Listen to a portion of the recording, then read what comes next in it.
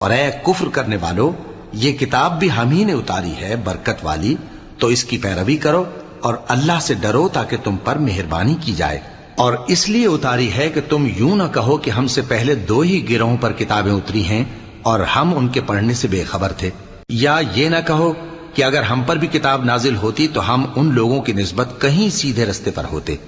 سو اب تو تمہارے پاس تمہارے پروردگار کی طرف سے دلیل اور ہدایت اور رحمت آ گئی ہے، تو اس سے بڑھ کر ظالم کون ہوگا جو اللہ کی آیتوں کی تکذیب کرے اور ان سے لوگوں کو پھیرے۔ جو لوگ ہماری آیتوں سے پھیرتے ہیں، اس پھیرنے کے سبب ہم ان کو برے عذاب کی سزا دیں گے۔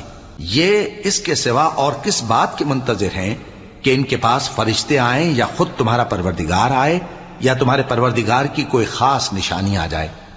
جس روز تمہارے پروردگار کی خاص نشانی آ جائے گی تو جو شخص پہلے ایمان نہیں لائے